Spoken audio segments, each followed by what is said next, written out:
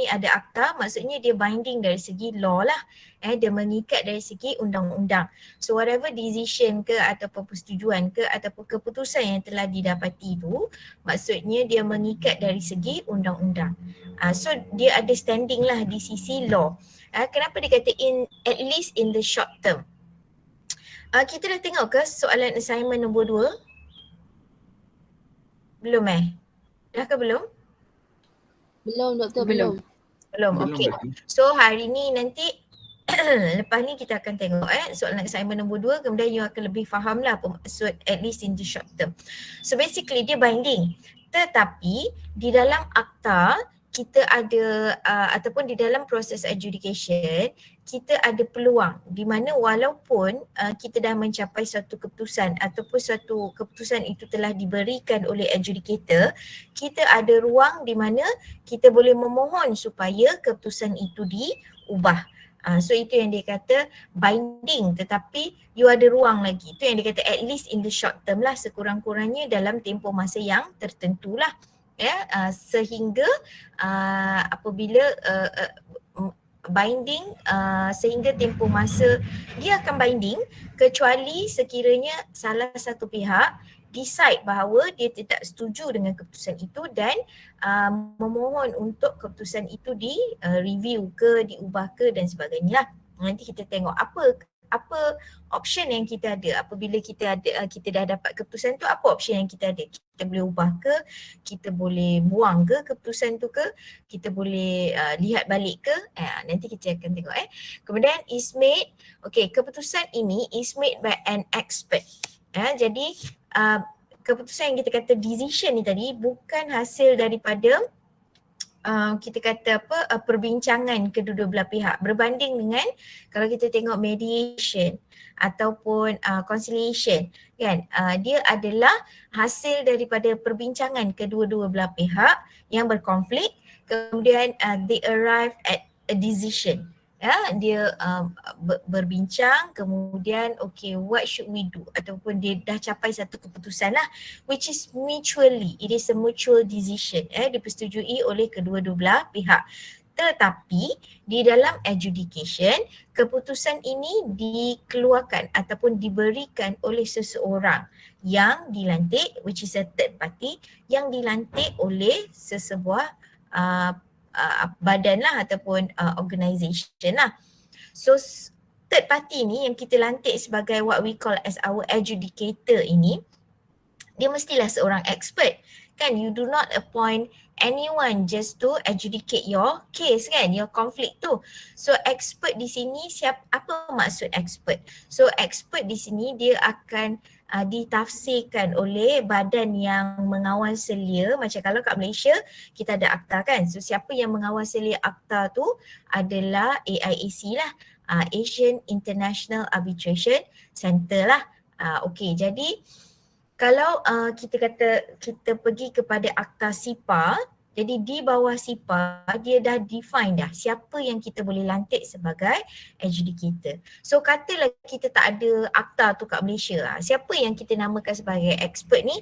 So naturally expert adalah seorang yang kita kata berpengetahuan luas lah di dalam undang-undang and also in our case lah. So kalau kita punya case ni technical dalam construction, maksudnya seorang yang expert dalam construction. Tapi sebab kita dah ada akta kat Malaysia, jadi kita kena refer ke akta. Siapa yang akta define sebagai seorang yang expert ini? Ataupun bila kita kata expert yang dilantik ini, siapa yang akta kata yang boleh kita lantik sebagai kita punya adjudicator? So kalau kita tengok di Malaysia, sebab kita badan yang mengawal AIAC di Malaysia adalah badan yang mengawal akta adjudication ataupun SIPA lah di Malaysia adalah AIAC. So kalau kita tengok adjudicator yang dilantik adalah adjudicator yang berdaftar dengan AIAC lah.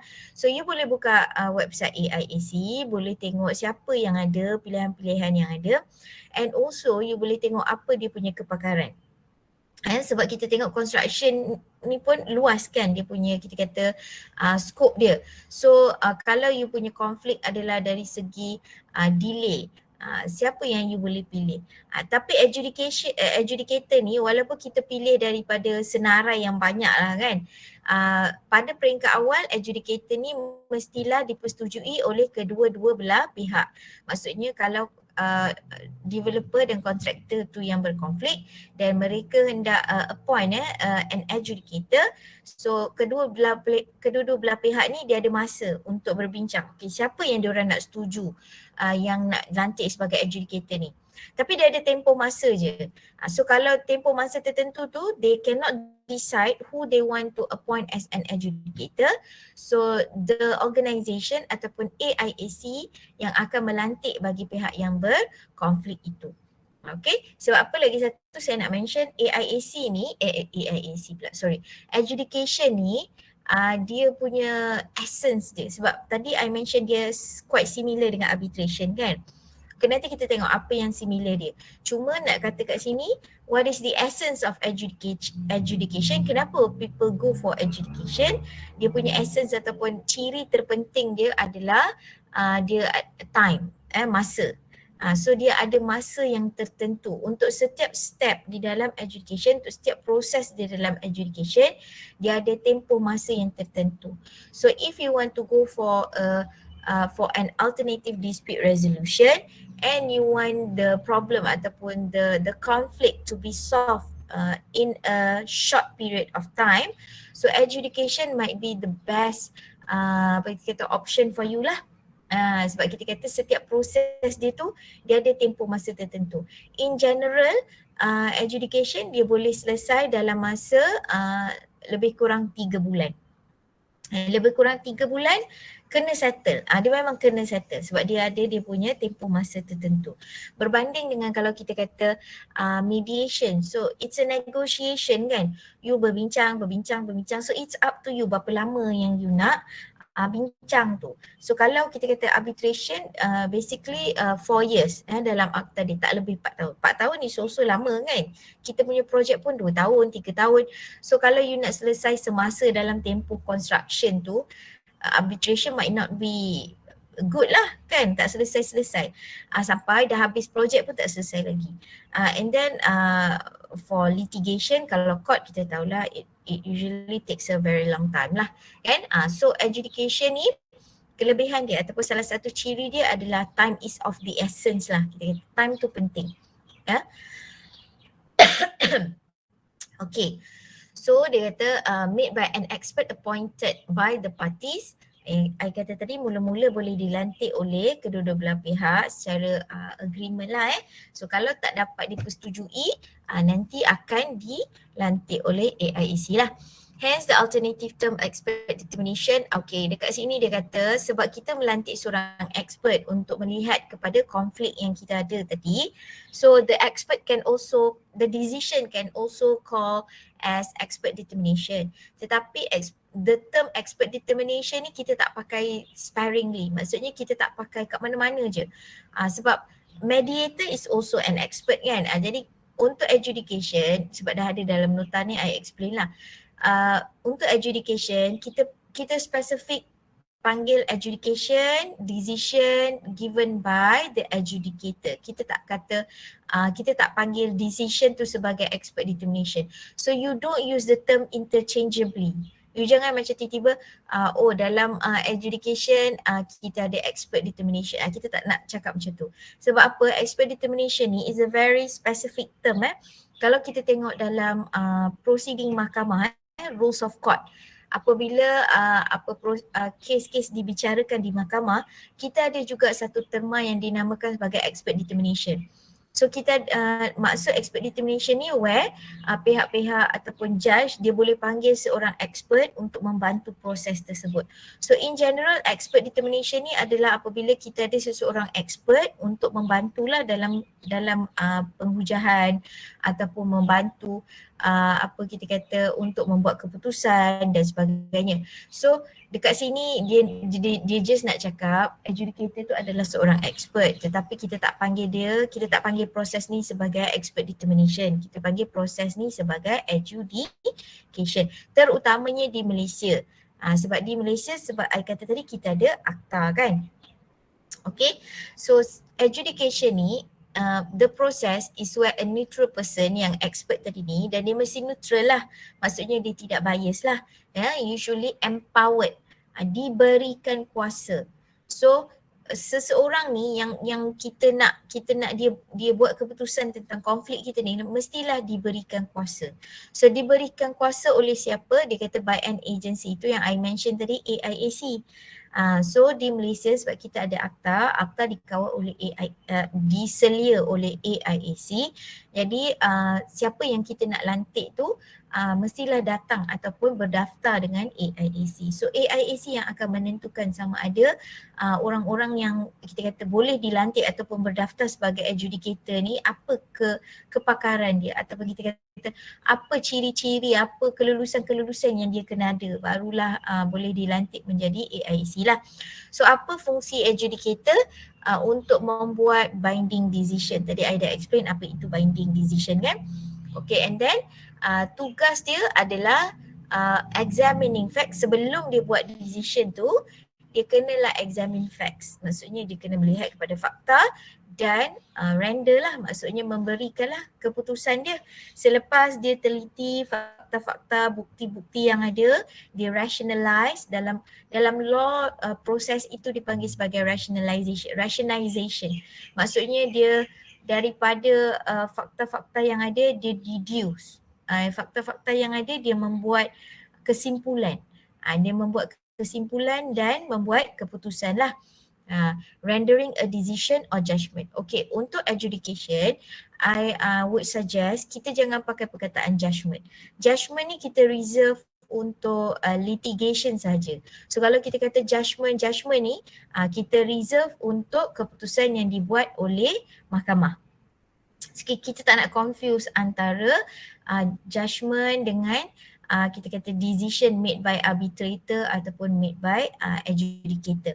Okay, so kalau kita kata judgment tu, kalau I kata judgment ke, ataupun kalau you tulis ataupun you pakai perkataan judgment, you reserve ataupun you hanya pakai perkataan judgment untuk merujuk kepada keputusan-keputusan daripada mahkamah. Sebab ada keadaan di mana nanti keputusan daripada adjudicator ni kita boleh bawa ke mahkamah, dan daripada keputusan tu bila dah dibawa ke mahkamah dan mahkamah membuat keputusan yang lain, kita panggil itu sebagai judgment. So basically it's from adjudicator's decision bring to court and it becomes a court judgment. Okay, so nanti bila kita baca soalan assignment nanti kita akan nampak lebih sikit lah. Okay, apa lagi dia nak explain? Yang ini bukannya kita kata different explanation, dia try to apa kita kata make it clear lagi.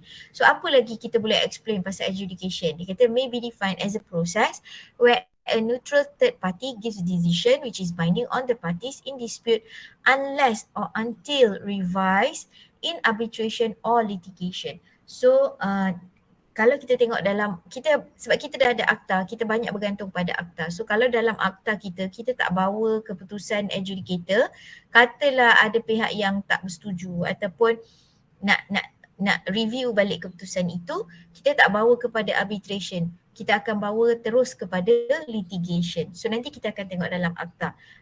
Kita tak, bila kita dah ada akta, kita tak boleh buat suka-suka hati kita.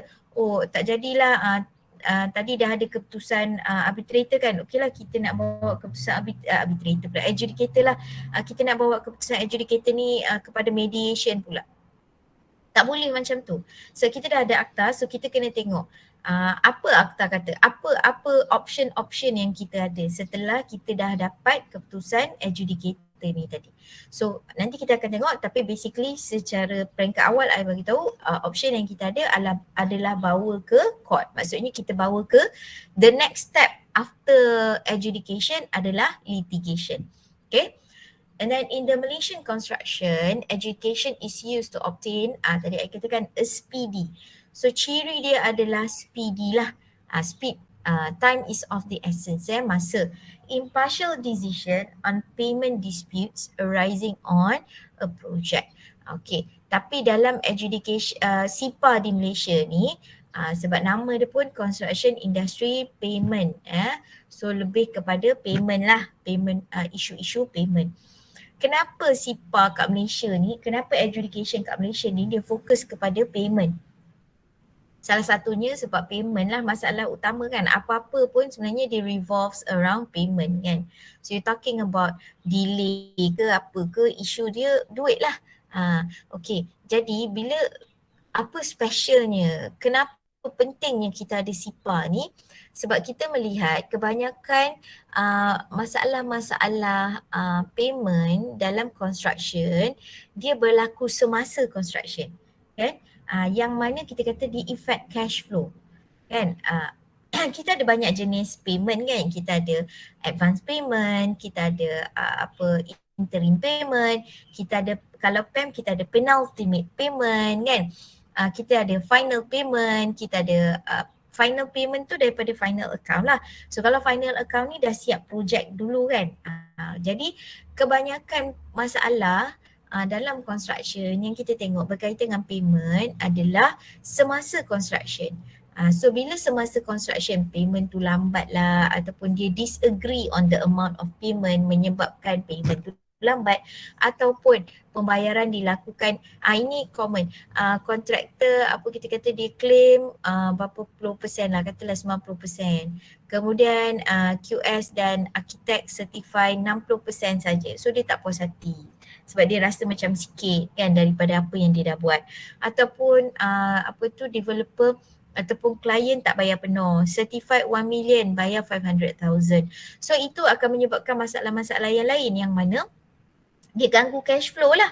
Sebab kita tahu kontraktor ni dia kena buat dulu kan baru dia boleh claim. Jadi kalau daripada bulan lepas dia buat kerja, dia tak dapat duit yang cukup, macam mana dia nak ataupun dia dapat duit lambat, macam mana dia nak proceed dengan kerja dia yang seterusnya. So bila dia tak cukup duit, dia mungkin kita kata tak puas hati. Jadi dia buat kerja lambat-lambat.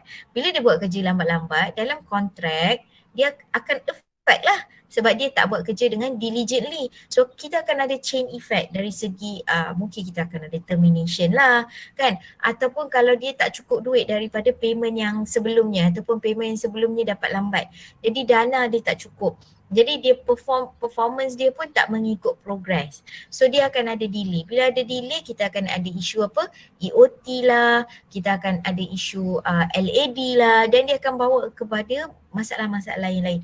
So kita nampak dengan disebabkan oleh itu. So macam kita retrospect balik macam mana boleh adanya SIPA dekat Malaysia ni. Ada cerita tak?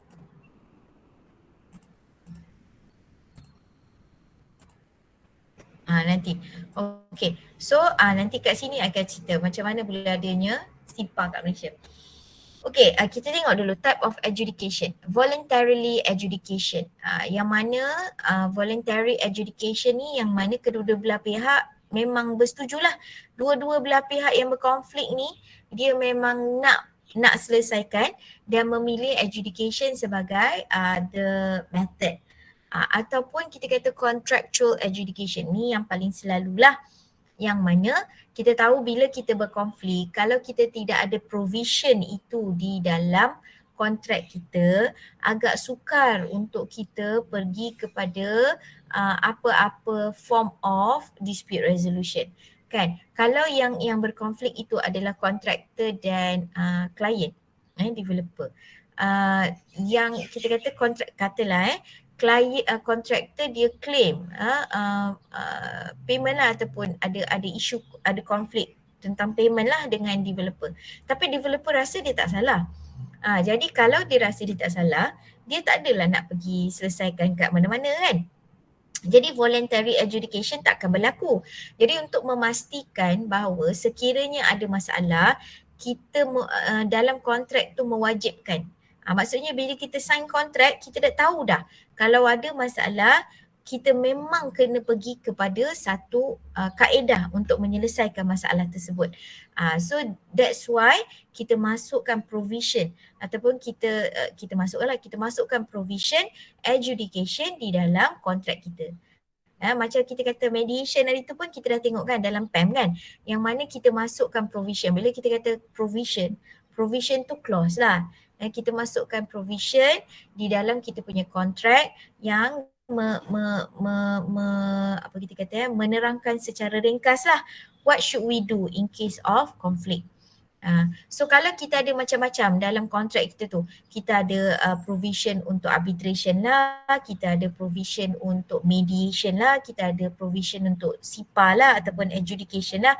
Nak pilih yang mana? Dah banyak sangat provision ni kan. So optional lah, terpulanglah kepada pihak yang berkonflik itu. Yang pentingnya bila kita dah masukkan dalam kita punya kontrak, it binds both parties supaya apabila berlakunya apa-apa konflik, it binds the parties to solve it. So kita mesti kena selesaikan sebab kita dah setuju dalam kontrak kita bahawa kita akan selesaikan apabila berlakunya konflik. So contoh dia kata kat sini, contohnya dalam PAM. Okey, kalau dalam PWD dia tak masukkan dalam kontrak, dia tak masukkan dalam the document tu. Dia masukkan sebagai apa kita kata dia keluar perkeliling JKR dia keluar perkeliling tentang SIPA ni dan dia masukkan dalam addendum. So dalam addendum ada mengatakan tentang SIPA. Okey. Kemudian statutory lah. Statutory adjudication ni where amended sebab kita dah ada akta di Malaysia. So kita kata apabila berlakunya konflik, kalau tak ada voluntary adjudication, maksudnya kedua-dua belah pihak tak adalah bersetuju untuk pergi kepada adjudication, kita pun tak masukkan dalam kita punya kontrak, kita masih lagi boleh pergi kepada SIPA lah. Cumanya panjang sikit lah cerita dia kan, sebab you nak hantar notis, orang tu baru nak tahu. Kalau dalam kontrak ni kita dah tahu dah kan, dah ada option dah. Jadi less hassle lah. Sebab bila kita dah ada SIPA ni, kita dah ada akta, jadi kita boleh compel lah, kita boleh carilah maksud dia, we can compel the other party to involve in the adjudication process. So nanti kita tengok dia punya proses yang terlibat tu, kita akan nampak bagaimana lah. Alright, and then so di Malaysia, akta yang berkaitan ataupun digubal untuk proses adjudikasi khas untuk construction industry, kita namakan sebagai SIPA lah, Construction Industry Payment and Adjudication Act 2012, ataupun kita namakan sebagai SIPA. Okay, I dah suruh you download kan, sebab kita kena baca SIPA ni. So I dah suruh you download, dan assignment nombor 2 you memang dia spesifik tentang SIPA ni. So you memang kena ada sebab kita kena baca clause-clause kat dalam tu. Okay, so what is SIPA, blah blah blah. Okay, kita tengok Okay, SIPA was gazetted on 22nd June 2012, tapi dia came into operation 2014. Okay, so gazetted, bila kita kata gazetted tu di parlimen lah, diluluskan, table out dekat parlimen, 2/3 of the parlimen bersetuju dan sebagainya. Okay, so dapatlah, luluslah di parlimen pada tahun 2012, Jun 2012. Tapi walaupun dia lulus 22 Jun 2012, tak bolehlah terus efektif. Kan? Dia tak boleh 22 Jun 2012 lulus kat parlimen, 23 Jun terus efektif. Tak boleh lah macam tu. Sebab you have to educate the industry kan. You kena bagi training, you kena ada structure, the system structure macam mana, siapa yang akan menyelia. Kena bagi people familiar dulu. So bila semua kita kata dah bagi training, dah bagi workshop, dah masuk dalam conference dan sebagainya, people have come to be aware of the akta yang baru ni, barulah pada 2014 dia jadi efektif. Bila kita kata come into operation, dia jadi efektif. Maksudnya 2014 baru boleh start lah adjudicate all the cases tadi. So it is another form of alternative dispute resolution. Maksudnya sebelum 2012 banyak dah kita kata ADR di Malaysia ni. Kita ada arbitration, kita ada mediation, even adjudication pun ada. Cuma apabila kita jadikan dia sebagai akta, kesan dia apa? Yang pentingnya sebab bila kita ada akta, kesan dia dari segi the binding decision tu lah tadi. Dan juga dari segi proses dia, maksudnya kita ada satu proses yang khas, yang tertentu, yang dah laid out, yang semua orang akan ikut proses yang sama, dan proses-proses ini bila kita kata dah laid out di bawah akta, maksudnya proses ini ada nilai di sisi undang-undang. So kalau you tak ikut proses ni, maksudnya ada consequences lah dari segi undang-undang lah. And then dia kata an act of parliament that makes adjudication compulsory via statutory adjudication. Okay, so kalau you ada masalah dan itu yang kita kata tadi compel yang nombor 3 tadi kan, statutory kan. So katalah you ada masalah dari segi payment. Klien you kejap nak bayar, kejap tak nak bayar, kejap nak bayar, kejap tak nak bayar. Okay, sebab ada akta ni you can compel. Dan kita tak ada masukkan apa kita kata provisions adjudication dalam kontrak. So kita tak masukkan, tapi sebab kita dah ada akta, kita boleh initiate, kita boleh memulakan proses adjudication walaupun pihak yang lagi satu tu katalah macam nak join tak nak join kan, macam buat tak tahu ke kan. Tapi kita bila kita nak selesaikan masalah ni sebab dah ada akta, kita boleh initiate dan kita boleh compel the other party to participate. Okay, the primary objective is to address, tadi I pun mention kan, cash flow. So bila kita kata cash flow, flow ni maksudnya dia bergerak kan. Bila bergerak, bila kita kata cash flow, kita address kebanyakannya bila kita kata cash flow ni, kita merujuk kepada cash flow ataupun duit, flow of money tu semasa construction. Semasa proses construction berlaku, bukan dah habis. Kalau dah habis pun kita boleh katalah cash flow juga sebab cash flow dia untuk another project ataupun cash flow company tersebut kan. Tetapi kalau kita dalam industri ni, when you're talking about cash flow, people are always drawn to ataupun orang akan melihat kepada maksudnya semasa projek berlangsung, semasa construction project tu. Maksudnya kita sedang ada projek ni, projek kita tengah berlangsung ni, macam mana cash flow kita. So itulah masalah dia, selalunya cash flow kita affected by payment. Dia tiga payment ni, bila kita kata isu payment ni, dia ada 3 kategori. Sama ada late payment, bayaran lambat, ataupun underpayment, ataupun bayar tak cukup, ataupun non-payment, ataupun tak bayar langsung. So bila kita kata payment dalam construction ni, dia ada 3 kategori utama lah yang kita boleh lihat. Late payment ataupun underpayment ataupun non-payment. So ketika 3 kategori ni selalu berlaku semasa construction. Maksudnya kita tengah projek construction tu tengah berlangsung, boleh berlaku ketiga-tiga keadaan ni yang akan effect dia punya cash flow. So untuk menyelesaikan masalah ni dengan cepat, sebab I kata tadi dalam masa 3 bulan boleh settle, sebab you tengah berkontrak kan, projek tengah jalan. Kecuali dalam CIDB punya kontraktor tidak ada hak untuk reduce the work. Maksudnya apa, memperlahankan kerja, ataupun dia tidak ada hak untuk tak buat kerja ataupun tak masuk site, ataupun dia mogok lah kata kan, sebab apa, tak kena bayar ke, ataupun underpayment ke, ataupun late payment ke. Kontraktor tak ada hak untuk mengurangkan progres kerja dia. Ataupun dia kata, oh hari ni dia tak nak buat kerja sebab klien bayar dia lambat, ataupun klien bayar dia sikit, bukan seperti sertifikat, ataupun klien tak bayar dia.